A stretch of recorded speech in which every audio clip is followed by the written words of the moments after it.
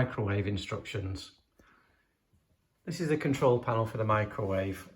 Microwave operation is actually very simple. The quickest and easiest way is to use this start button. Each press puts the microwave on full power for an additional 30 seconds. So here I've done it for 1 minute 30. If I want to stop, that's the stop button.